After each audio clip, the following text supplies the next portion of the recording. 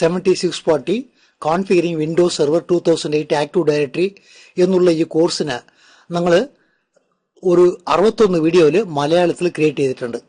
ഈ 61 വീഡിയോവും ഒരു 34 മണിക്കൂറോളം റൺ ആവും. ഈ വീഡിയോ MCSA 2008 എക്സാം എഴുതുന്ന യൂസർക്കും കമ്പനിയിൽ വർക്ക് ചെയ്യുന്ന അഡ്മിനിസ്ട്രേറ്റർക്കും യൂസ് ആവുന്ന വിധത്തിൽ ബേസിക് മുതൽ അഡ്വാൻസ് വരെ കവർ ചെയ്തിട്ടുണ്ട്. നമ്മൾ ഈ വീഡിയോയിൽ എന്തൊക്കെയാണ് കവർ ചെയ്തിട്ടുള്ളത് എന്നുള്ള കാര്യം നോക്കാം. ഇൻട്രഡക്ഷൻ ടു ആക്റ്റീവ് ഡയറക്ടറി എന്നുള്ള ഈ വീഡിയോയിൽ വർക്ക് ഗ്രൂപ്പ് എന്ന് പറഞ്ഞാൽ എന്താണ്, ഡൊമൈൻ പറഞ്ഞാൽ എന്താണ് എന്നുള്ള കാര്യങ്ങൾ നോക്കുന്നുണ്ട്. ആക്റ്റീവ് ഡയറക്ടറി യൂസ് ചെയ്തിട്ടാണ് കമ്പനിയിലുള്ള യൂസറിനൊക്കെ മെയിൻറ്റെയിൻ ചെയ്യുക. ഈ ആക്റ്റീവ് ഡയറക്ടറി പറഞ്ഞാൽ എന്താണ് എന്നുള്ള കാര്യം നോക്കുന്നുണ്ട്. കമ്പനിയിൽ ഒരു ഡൊമൈൻ കൺട്രോളർ ഇട്ടാൽ പോരാ, മിനിമം 2 ഡൊമൈൻ കൺട്രോളർ ലോഡ് ചെയ്യണം. അതുകൊണ്ട് അഡീഷണൽ ഡൊമൈൻ കൺട്രോളർ പറഞ്ഞാൽ എന്താണ്, മെമ്പർ സെർവർ പറഞ്ഞാൽ എന്താണ് എന്നുള്ള കാര്യം നോക്കാം. ആക്റ്റീവ് ഡയറക്ടറി DNSനെ ബേസ് ചെയ്തിട്ടാണ് വർക്ക് ചെയ്യണത്. ആക്റ്റീവ് ഡയറക്ടറി മനസ്സിലാക്കണമെന്നുണ്ടെങ്കിൽ DNSനെ കുറിച്ച് കുറച്ച് നോളജ് വേണം. അതുകൊണ്ട് നമ്മൾ അടുത്തത് DNSനെ കുറിച്ച് നോക്കണം. OS ഇൻസ്റ്റലേഷൻ എന്നുള്ള ഈ വീഡിയോയിൽ 2008 R2നെ ലോഡ് ചെയ്യാൻ ഹാർഡ്വെയറിൽ എന്തൊക്കെ ആവശ്യമുണ്ട് എന്നുള്ള കാര്യം നോക്കാം. എന്നിട്ട് നോർമലായിട്ട് ഒരു OSനെ എങ്ങനെയാണ് ഇൻസ്റ്റാൾ ചെയ്യുക എന്നുള്ളത് നോക്കാം. 2008 സെർവറിൽ ബിറ്റ് ലോക്കർ എന്നൊരു ഓപ്ഷൻ ഉണ്ട്. ബിറ്റ് ലോക്കറിന് നിങ്ങൾ കോൺഫിഗർ ചെയ്യണമെന്നുണ്ടെങ്കിൽ OS ഇൻസ്റ്റാൾ ചെയ്യുമ്പോൾ ഹാർഡ് ഡിസ്കിന് ഡിസ്ക് പാർട്ട് എന്നുള്ള കമാൻഡ് യൂസ് ചെയ്തിട്ട് പാർട്ടീഷൻ ക്രിയേറ്റ് ചെയ്യണം. ആ പാർട്ടീഷൻ ക്രിയേറ്റ് ചെയ്തിട്ട് OS എങ്ങനെയാണ് ഇൻസ്റ്റാൾ ചെയ്യുക എന്നുള്ള കാര്യവും ഈ വീഡിയോയിൽ നോക്കുന്നുണ്ട്.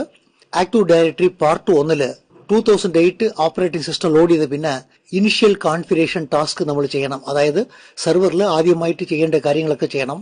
എന്നിട്ട് ഒരു ഫോറസ്റ്റിനെ ക്രിയേറ്റ് ചെയ്തിട്ട് ഒരു ന്യൂ ഡൊമൈനെ ക്രിയേറ്റ് ചെയ്യാൻ പോകണം. ആക്റ്റീവ് ഡയറക്ടറി ലോഡ് ചെയ്യുന്നതിന് മുമ്പ് നമ്മൾ IP അഡ്രസ്സ് സെറ്റ് ചെയ്യണം.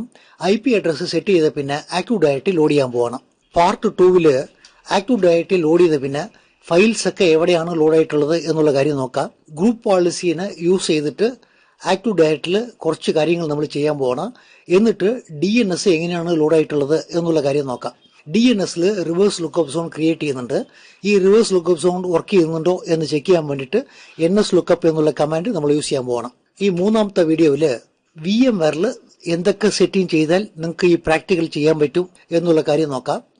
കമ്പനിയിൽ ഒരു മെമ്പർ സെർവറിനെ എങ്ങനെയാണ് ആഡ് ചെയ്യുക, ഒരു വിൻഡോസ് 8 വിൻഡോസ് 7 കമ്പ്യൂട്ടറിനെ ഡൊമൈനിൽ എങ്ങനെയാണ് മെമ്പർ ആക്കുക എന്നുള്ള കാര്യം നോക്കാം. എന്നിട്ട് ഒരു അഡ്മിനിസ്ട്രേറ്റർ ഡൊമൈനിൽ വർക്ക് ചെയ്യുകയാണെങ്കിൽ റിമോട്ടിലാണ് വർക്ക് ചെയ്യുക. ആ റിമോട്ട് ഡെസ്ക്ടോപ്പ് സെറ്റിംഗ് ചെയ്താൽ മാത്രമേ റിമോട്ടിൽ ഒരു കമ്പ്യൂട്ടറിന് ഓപ്പൺ ചെയ്യാൻ പറ്റുള്ളൂ. ഈ സെറ്റിംഗ് എങ്ങനെയാണ് ചെയ്യുക എന്നുള്ള കാര്യം നോക്കാം. കമ്പനിയിൽ ഒരു ഡൊമൈൻ കൺട്രോളർ ഉണ്ടായാൽ പോരാ, മിനിമം 2 ഡൊമൈൻ കൺട്രോളർ ഉണ്ടാവണം. അതുകൊണ്ട് അഡീഷണൽ ഡൊമൈൻ കൺട്രോളർ നമ്മൾ ഒരു ആൻസർ ഫയൽ യൂസ് ചെയ്തിട്ട് ഇൻസ്റ്റാൾ ചെയ്യാൻ പോകണം.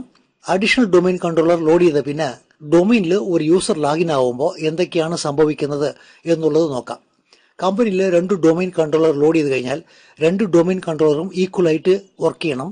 അങ്ങനെ വർക്ക് ചെയ്യണമെന്നുണ്ടെങ്കിൽ ഡൊമൈൻ്റെ വെയിറ്റ് പീരിയോറിറ്റി രണ്ടും അഡ്ജസ്റ്റ് ചെയ്യണം. പ്രാക്ടിക്കലിൽ ഈ കാര്യം എങ്ങനെയാണ് ചെയ്യുക എന്നുള്ള കാര്യം നോക്കാം. അടുത്ത അഡീഷണൽ ഡൊമൈൻ കൺട്രോളർ എന്നുള്ള ഈ ക്ലാസ്സിൽ 2 സൈറ്റ് നമ്മൾ ക്രിയേറ്റ് ചെയ്തിട്ട് ചെന്നൈ സൈറ്റിൽ ഒരു അഡീഷണൽ ഡൊമൈൻ കൺട്രോളർ ലോഡ് ചെയ്യാൻ പോകണം. അങ്ങനെ ലോഡ് ചെയ്യാൻ നമ്മൾ VMwareൽ സൈറ്റൊക്കെ ക്രിയേറ്റ് ചെയ്യണം. VMwareൽ എങ്ങനെ സൈറ്റ് ക്രിയേറ്റ് ചെയ്യുക എന്നുള്ള കാര്യം നിങ്ങൾക്ക് അറിഞ്ഞാൽ മാത്രമേ വീട്ടിൽ പ്രാക്ടിക്കൽ ചെയ്യാൻ പറ്റുള്ളൂ. VMwareൽ സൈറ്റ് ക്രിയേറ്റ് ചെയ്ത പിന്നെ നമ്മൾ IFM ഇൻസ്റ്റാളബിൾ ഫയൽ മീഡിയ യൂസ് ചെയ്തിട്ട് ഒരു അഡീഷണൽ ഡൊമൈൻ കൺട്രോളർ ക്രിയേറ്റ് ചെയ്യാൻ പോകണം. 2008 കോർ സെർവർ എന്നൊരു സെർവർ ഉണ്ട്. ഈ സെർവർ ലോഡ് ചെയ്ത് കഴിഞ്ഞാൽ വെറും കമാൻഡ് പ്രോംപ്റ്റ് മാത്രമേ വരുള്ളൂ. ഈ കമാൻഡ് പ്രോംപ്റ്റ് ഉള്ള ഈ സെർവറിനെ ലോഡ് ചെയ്തിട്ട് അതിൽ നമ്മൾ DNS ലോഡ് ചെയ്യാൻ പോകണം. എന്നിട്ട് ഈ കമ്പ്യൂട്ടറിൽ അഡീഷണൽ ഡൊമൈൻ കൺട്രോളർ ലോഡ് ചെയ്യാൻ പോകണം. ഈ കോർ സെർവറിൽ വർക്ക് ചെയ്യുന്നത് വളരെ കഷ്ടമാണ്. അതുകൊണ്ട് ഗ്രാഫിക്കൽ റൺ ആവുന്ന ഒരു സെർവറിൽ ഇരുന്നു കൊണ്ട് വേണം ഈ കോർ സെർവറിനെ മെയിൻറ്റെയിൻ ചെയ്യാൻ. റിമോട്ട് അഡ്മിനിസ്ട്രേഷൻ എങ്ങനെയാണ് കോൺഫിഗർ ചെയ്യുക എന്നുള്ള കാര്യവും ഈ പ്രാക്ടിക്കലിൽ നമുക്ക് നോക്കാം.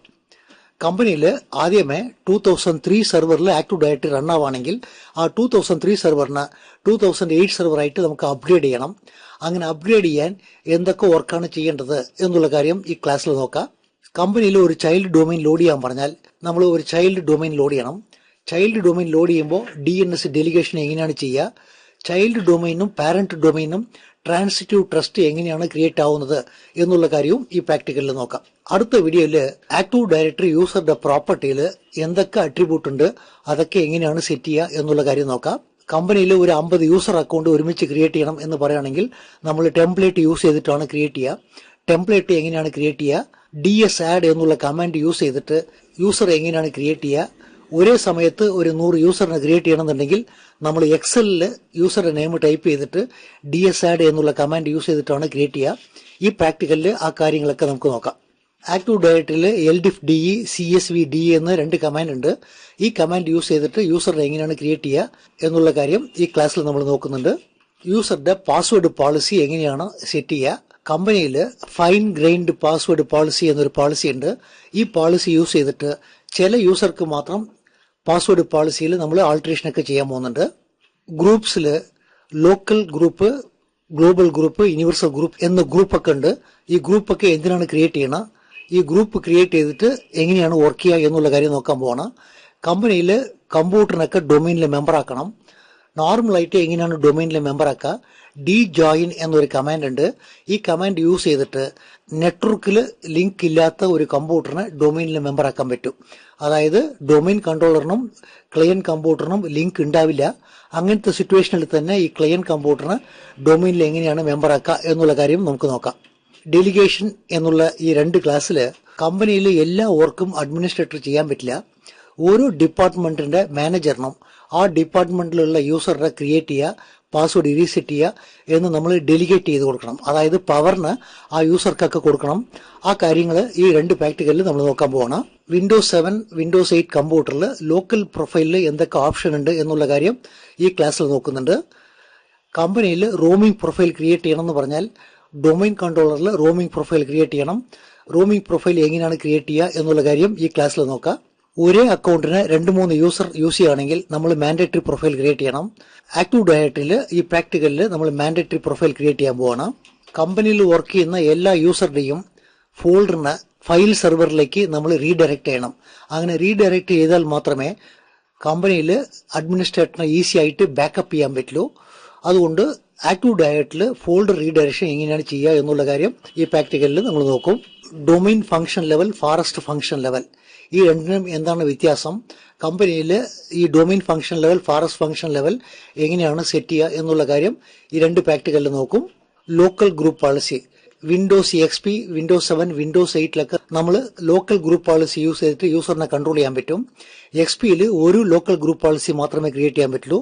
Windows 7, Windows 8 ഓരോ യൂസർക്കും തനിച്ച് ഗ്രൂപ്പ് പോളിസി ക്രിയേറ്റ് ചെയ്യാൻ പറ്റും. ഒരു എക്സാമ്പിളിന് ഒരു യൂസറിന് USB ഡ്രൈവ് റൺ ചെയ്യാൻ പാടില്ല എന്ന് പറയുകയാണെങ്കിൽ ആ യൂസറിന് തനിച്ചൊരു ഗ്രൂപ്പ് പോളിസി നമുക്ക് ക്രിയേറ്റ് ചെയ്യാൻ പറ്റും. ഗ്രൂപ്പ് പോളിസിയിൽ 3 വീഡിയോ നോക്കുന്നുണ്ട്. കാരണം കമ്പനിയിൽ ഗ്രൂപ്പ് പോളിസി യൂസ് ചെയ്തിട്ടാണ് സെക്യൂരിറ്റീനെ നമ്മൾ ഇംപ്രൂവ് ചെയ്യുക, എല്ലാ യൂസറിനെയും കൺട്രോൾ ചെയ്യുക. ആ കാര്യങ്ങളൊക്കെ എങ്ങനെയാണ് ചെയ്യുക എന്നുള്ള കാര്യം ഈ 3 ക്ലാസ്സിൽ നമുക്ക് നോക്കാം. 2008 സെർവറിൽ ഗ്രൂപ്പ് പോളിസിയിൽ ADMX ഫയൽ എന്നൊരു ഫയലുണ്ട്. ഈ ADMX ഫയലിൽ സെൻട്രൽ സ്റ്റോർ എങ്ങനെയാണ് ക്രിയേറ്റ് ചെയ്യുക എന്നുള്ള കാര്യം ഈ ക്ലാസ്സിൽ നമുക്ക് നോക്കാം. കമ്പനിയിൽ 100 കമ്പ്യൂട്ടർ ഉണ്ടെങ്കിൽ എല്ലാ കമ്പ്യൂട്ടറിലും ഒരു സോഫ്റ്റ്വെയറിനെ ഇൻസ്റ്റാൾ ചെയ്യുന്നത് വളരെ കഷ്ടമാണ്. 100 കമ്പ്യൂട്ടറിലും ഒരേ സമയത്ത് എങ്ങനെയാണ് സോഫ്റ്റ്വെയർ ഇൻസ്റ്റാൾ ചെയ്യുക എന്നുള്ള കാര്യം ഈ പ്രാക്ടിക്കലിൽ നോക്കുന്നുണ്ട്. ആദ്യമേ നമ്മൾ ഇൻസ്റ്റാൾ ചെയ്ത സോഫ്റ്റ്വെയറിനെ അപ്ഗ്രേഡ് ചെയ്യാൻ പറയും. ഗ്രൂപ്പ് പോളിസി യൂസ് ചെയ്തിട്ട് കമ്പനിയിൽ റൺ ആവുന്ന എല്ലാ കമ്പ്യൂട്ടറിലും ഉള്ള സോഫ്റ്റ്വെയറിനെ എങ്ങനെയാണ് അപ്ഗ്രേഡ് ചെയ്യുക എന്നുള്ള കാര്യം ഈ പ്രാക്ടിക്കലിൽ നോക്കാം. സാധാരണ ഗ്രൂപ്പ് പോളിസി വഴി സോഫ്റ്റ്വെയർ ഇൻസ്റ്റാൾ ചെയ്യുകയാണെങ്കിൽ നമ്മൾ MSI ഫയലാണ് യൂസ് ചെയ്യുക. ഒരുപക്ഷെ MSI ഫയൽ ഇല്ലെങ്കിൽ EXE ഫയൽ യൂസ് ചെയ്തിട്ട് വേണം സോഫ്റ്റ്വെയറിനെ ഇൻസ്റ്റാൾ ചെയ്യാൻ. അതിന് ZAP ഫയൽ എന്നൊരു ഫയൽ ക്രിയേറ്റ് ചെയ്യണം. EXE ഫയലിന് ഗ്രൂപ്പ് പോളിസി വഴി എല്ലാ കമ്പ്യൂട്ടറിലേക്കും എങ്ങനെയാണ് ഇൻസ്റ്റാൾ ചെയ്യുക എന്നുള്ള കാര്യം നോക്കാം. റീഡ് ഓൺലി ഡൊമൈൻ കൺട്രോളറിൽ 3 വീഡിയോ ഉണ്ട്. കമ്പനിയിൽ ബ്രാഞ്ച് ഓഫീസിൽ സെക്യൂരിറ്റിനെ ഇംപ്രൂവ് ചെയ്യണമെന്നുണ്ടെങ്കിൽ നമ്മൾ read only domain controller use ചെയ്യണം. ഒരു ബ്രാഞ്ച് ഓഫീസിൽ റീഡ് ഓൺലി ഡൊമൈൻ കൺട്രോളർ എങ്ങനെയാണ് ലോഡ് ചെയ്യുക, എങ്ങനെയാണ് കോൺഫിഗർ ചെയ്യുക എന്നുള്ള കാര്യം ഈ 3 പ്രാക്ടിക്കലിൽ നമ്മൾ നോക്കുന്നുണ്ട്. DNSനെ ബേസ് ചെയ്തിട്ടാണ് ആക്റ്റീവ് ഡയറക്ടറി റൺ ആവുന്നത്. DNSൽ എന്തൊക്കെ കാര്യങ്ങളുണ്ട് എന്നുള്ളത് നമുക്ക് ഈ 4 പ്രാക്ടിക്കലിൽ നോക്കാം. കമ്പനി 2 ലൊക്കേഷനിലുണ്ടെങ്കിൽ നമ്മൾ സൈറ്റ് ക്രിയേറ്റ് ചെയ്യണം. സൈറ്റ്സ് എങ്ങനെയാണ് ക്രിയേറ്റ് ചെയ്യുക, ക്രിയേറ്റ് ചെയ്ത സൈറ്റിൽ ഡൊമൈൻ കൺട്രോളർ എങ്ങനെയാണ് ലോഡ് ചെയ്യുക, 2 സൈറ്റിന് ഇടയ്ക്ക് റിപ്ലിക്കേഷൻ എങ്ങനെയാണ് സെറ്റ് ചെയ്യുക എന്നുള്ള കാര്യങ്ങളൊക്കെ ഈ പ്രാക്ടിക്കലിൽ നോക്കുന്നുണ്ട്. 2 കമ്പനീന്റെ ഇടയ്ക്ക് ട്രസ്റ്റ് ക്രിയേറ്റ് ചെയ്താൽ ഒരു കമ്പനിയിലുള്ള യൂസർ മറ്റേ കമ്പനിയിലുള്ള റിസോഴ്സിനൊക്കെ യൂസ് ചെയ്യാൻ പറ്റും. ട്രസ്റ്റിലെ ഒരു 5 ടൈപ്പ് ട്രസ്റ്റ് ഉണ്ട്. ഈ 5 ടൈപ്പ് ട്രസ്റ്റ് ഒക്കെ എന്താണ്, അത് എങ്ങനെയാണ് കോൺഫിഗർ ചെയ്യുക എന്നുള്ള കാര്യം ഈ 2 പ്രാക്ടിക്കലിൽ നമ്മൾ നോക്കുന്നുണ്ട്. Flexible single master operation role എന്ന ഒരു 5 റോള് ഡൊമൈനിൽ റൺ ആവും. ഈ 5 റോളും എന്താണ് ഫംഗ്ഷൻ ചെയ്യുന്നത്, ഒരു കമ്പ്യൂട്ടറിൽ നിന്ന് ഈ FSMO റോളിന് വേറെ ഒരു കമ്പ്യൂട്ടറിലേക്ക് എങ്ങനെയാണ് ട്രാൻസ്ഫർ ചെയ്യുക, FSMO റൺ ആവുന്ന കമ്പ്യൂട്ടർ ഫെയിലിയർ ആയി കഴിഞ്ഞാൽ ഈ റോൾസിന് നമ്മൾ ചീസ് ചെയ്തെടുക്കണം, അതെങ്ങനെയാണ് ചീസ് ചെയ്തെടുക്കുക എന്നുള്ളത് ഈ 2 പ്രാക്ടിക്കലിൽ നോക്കുന്നുണ്ട്. NTDS DIT എന്നുള്ള ഫയലിലാണ് ആക്റ്റീവ് ഡയറക്ടറിന്റെ ഡാറ്റ സ്റ്റോർ ചെയ്യുന്നത്. ഈ ഫയൽ എങ്ങനെയാണ് വർക്ക് ചെയ്യുന്നത്, ആക്റ്റീവ് ഡയറക്ടറി ഡാറ്റാബേസിനെ എങ്ങനെയാണ് മെയിൻറ്റെയിൻ ചെയ്യുന്നത് എന്നുള്ള കാര്യങ്ങളൊക്കെ നമുക്കിത് നോക്കാം. ആക്റ്റീവ് ഡയറക്ടറിനെ നമ്മൾ റെഗുലർ ആയിട്ട് മെയിൻറ്റെയിൻ ചെയ്യണം. അങ്ങനെ മെയിൻറ്റെയിൻ ചെയ്താൽ മാത്രമേ ആക്റ്റീവ് ഡയറക്ടറി ഫാസ്റ്റ് ആയിട്ട് റൺ ആവുള്ളൂ. ആക്റ്റീവ് ഡയറക്ടറിയിൽ കമ്പാക്ട് എന്നൊരു ഓപ്ഷൻ ഉണ്ട്. ഈ ഓപ്ഷൻ എങ്ങനെയാണ് വർക്ക് ചെയ്യുക എന്നുള്ള കാര്യം ഇതിൽ നോക്കുന്നുണ്ട്. ഒരു അഡ്മിനിസ്ട്രേറ്ററുടെ ഇമ്പോർട്ടൻ്റ് ആയ വർക്ക് എന്താണെന്ന് വെച്ചാൽ ബാക്കപ്പ് ചെയ്യുന്നത്.